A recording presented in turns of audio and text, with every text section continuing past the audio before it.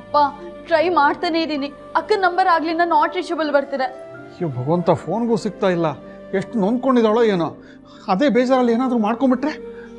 ಯಜಮಾನ್ರೇ, ನಿಮ್ದು ಭ್ರಮೆ. ಅವಳದು ಸಾಯೋ ಜಾತಕ ಅಲ್ಲ, ಸಾಯಿಸೋ ಜಾತಕ. ಅವಳು ಮಾಡಿರೋ ಘನಂದಾರಿ ಕೆಲಸಕ್ಕೆ ಎಲ್ಲಿ ನಾನು ಬೈತೀನೋ ಅಂತ ಇಲ್ಲೇ ಮನೆ ಸುತ್ತ ಅಲಿತಿರ್ತಾಳೆ.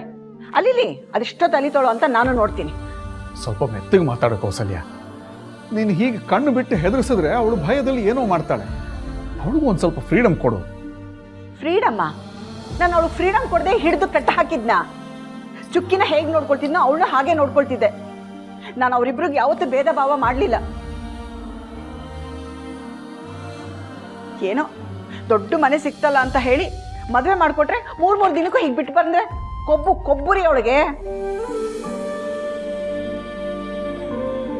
ಗೊತ್ತಿಲ್ಲದೆ ಏನೇನೋ ಮಾತಾಡ್ಬಿಡ ಕೌಸಲ್ಯ. ಪಾಪ ಅವಳಿಗಲ್ಲಿ ಏನು ಹಿಂಸೆ ಆಗಿದೆಯೋ ಏನು. ಹಿಂಸೆನಾ? ನಿಮ್ಮ ಮಗಳಿಗ? ಅವಳಿಂದ ಬೇರೆಯವ್ರಿಗೆ ಹಿಂಸೆ ಆಗಿರುತ್ತೆ. ಆ ಮನೆಯವ್ರಿಗೆ ಅದೆಷ್ಟು ಕಾಟ ಕೊಟ್ಟಿದ್ದಾಳೋ ಏನೋ. ನೀವೇ ನೋಡಿದ್ರಲ್ಲ ಮೀಡಿಯಾದವ್ರ ಮುಂದೆ ಅವ್ರ ಮಾನ ಮರ್ಯಾದಿನ ಹೇಗೆ ತೆಗೆದ್ಲು ಅಂತ. ಬೇರೆಯವ್ರಾಗಿದ್ರೆ ಕತ್ತು ಹಿಡಿದು ಆಚೆ ತಳ್ಳಿರೋರು. ಇವ್ರಾಗಿದ್ಕೆ ಏನೋ ಆಫ್ ಬಾಯ್ಲ್ಡು ಗೊತ್ತಿಲ್ಲದೆ ಮಾತಾಡ್ಬಿಟ್ರು ಅಂತ ಕ್ಷಮಿಸಿದ್ದಾರೆ. ಅಲ್ಲಿಗೆ ಬಿಟ್ಬಿಡ್ಬೇಕು ತಾನೆ? ಕೊಬ್ಬು ಮಾಡಿಕೊಂಡು ಮನೆಯಿಂದ ಆಚೆ ಬಂದಿದ್ದಾಳೆ. ಬೇಜವಾಬ್ದಾರಿ ಹುಡುಗಿ ನಿಮ್ಮ ಮಗಳು. ಕೌಸಲ್ಯ, ನನ್ನ ಮಗಳು ನೀನ್ ಅನ್ಕೊಂಡ ಹಾಗೆ ಬೇಜವಾಬ್ದಾರಿ ಹುಡುಗಿ ಅಲ್ಲ. ರಾತ್ರಿ ಅಲ್ಲಿಂದ ಎದ್ದು ಬಂದಿದ್ದಾಳೆ ಅಂದ್ರೆ ಅಲ್ಲಿ ಏನೋ ಆಗಿರುತ್ತೆ, ನಡಿಬಾರದು ನಡೆದಿರುತ್ತೆ. ಅಪ್ಪ ಅಮ್ಮ ಆಗಿ ನಾವು ಅದನ್ನ ಅರ್ಥ ಮಾಡ್ಕೋಬೇಕಾಗಿರೋದು ನಮ್ಮ ಕರ್ತವ್ಯ. ಹೌದಪ್ಪ, ನನಗೂ ಅಕ್ಕನ ಮೇಲೆ ನಂಬಿಕೆ ಇದೆ. ಅವಳು ಕಾರಣ ಇಲ್ಲದೆ ಇಷ್ಟೆಲ್ಲ ಮಾಡಿರಲ್ಲ. ಅವಳು ಬಂದಮೇಲೆ ತಾಳ್ಮೆಯಿಂದ ಮಾತಾಡೋಣ.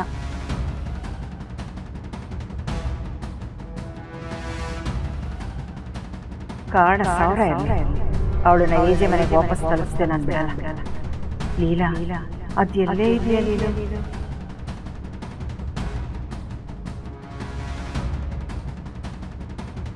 ಅಲ್ಲ ರೀ, ಅವ್ರ ಪ್ರಾಣ ತೆಗ್ದವ್ರನ್ನ ಹಿಡ್ಕೊಡ್ಬೇಕು ಅಂತ ನನ್ನ ಪ್ರಾಣ ಬಲಿ ತಗೋ ಅಂತ ಹೇಳ್ತಿದ್ದೀರಾ? ಅದು ಅಲ್ಲದೆ ಅವ್ರ ಕೊಲೆಗಾರ ಅಂತ ನೀವೇ ಹೇಳ್ತೀರಾ, ಮತ್ತೆ ನಾನು ಅಲ್ಲಿ ಹೋಗಿ ನನ್ನ ಪ್ರಾಣ ಕಳ್ಕೊ ಅಂತ ಹೇಳ್ತಿದ್ದೀರಾ? ಇಲ್ಲಪ್ಪ, ನನ್ನ ಕೈಲಿ ಇದಾಗಲ್ಲ. ನನಗೆ ಇರೋದು ಒಂದೇ ಜೀವ. ಎಲ್ಲರಿಗೂ 2 ಜೀವ ಇರುತ್ತಾ? ನನ್ನ ಮಾತು ಕೇಳ್ರಿ ನೀವು. ಇಲ್ಲ, ನಾನು ಯಾರ ಮಾತು ಕೇಳಲ್ಲ. ಈಗಷ್ಟೇ ಆ ಮನೆಯಿಂದ ತಪ್ಪಿಸ್ಕೊಂಡು ಬಂದು ನೆಮ್ಮದಿಯಾಗಿ ಉಸಿರಾಡ್ತಿದ್ದೀನಿ. ಇದೇ ಪರಿಸ್ಥಿತಿ ನಿಮ್ಮ ಅಕ್ಕಂಗೋ ತಂಗಿಗೋ ಬಂದಿದ್ರೆ ಇದೇ ಥರ ಮಾತಾಡ್ತಾ ಇದ್ರಾ? ಮಾತಾಡಿಲಿಲ್ಲ ಅವ್ರೆ. ತಂಗಿಗೋಸ್ಕರ ಇಷ್ಟ ಇಲ್ಲೋರ ತಾಳಿಗೆ ಕೊರಳು ಕೊಟ್ಟವ್ರು ತಾನೇ ನೀವು.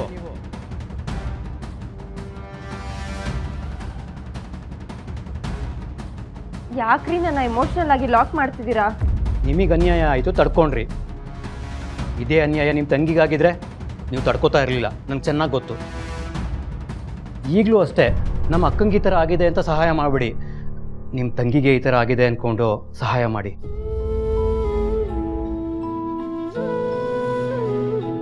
ನಮ್ಮ ಅಕ್ಕನ ಸಾವಿಗೆ ನ್ಯಾಯ ಕೊಡಿಸಿ. ಬೇಕಾದರೆ ನಿಮಗೆ ಕೈ ಮುಗಿದು ಕೇಳ್ಕೊತೀನಿ.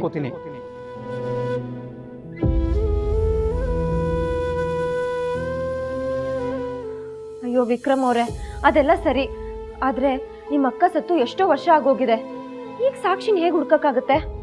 ಅದು ಅಲ್ಲದೆ ಏಜೆ ಸಖತ್ ಕಿಲಾಡಿ. ಎಲ್ಲ ಸಾಕ್ಷಿನೂ ನಾಶ ಮಾಡಿರ್ತಾರೆ. ಸತ್ಯನ ಅಷ್ಟು ಸುಲಭವಾಗಿ ಯಾರಿಂದನೂ ನಾಶ ಮಾಡೋದಕ್ಕಾಗೋದಿಲ್ಲ. ನಾನು ಹೇಳಿದ ಕೆಲಸನ ಅಚ್ಚುಕಟ್ಟಾಗಿ ಮಾಡಿದ್ರೆ ಸಾಕ್ಷಿನೂ ಸಿಗುತ್ತೆ, ಆ ಏಜೆಗೆ ಶಿಕ್ಷೆನೂ ಆಗುತ್ತೆ. ಸರಿ, ಹೇಳಿ ಏನು ಮಾಡಬೇಕು?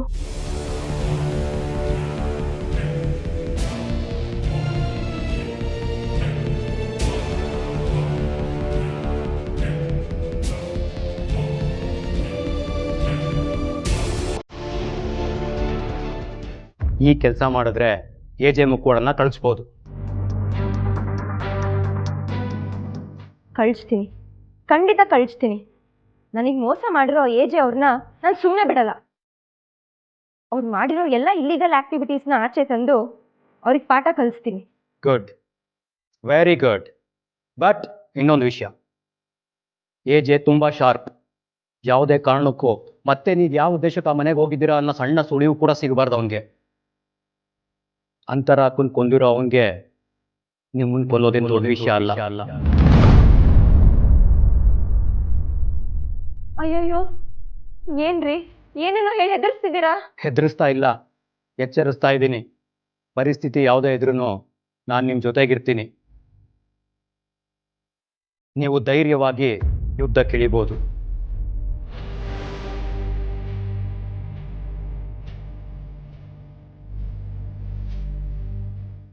ವಿಜಯ್, ನನ್ನ ನಿಮ್ಮ ಯುದ್ಧ ಈಗ ಶುರು.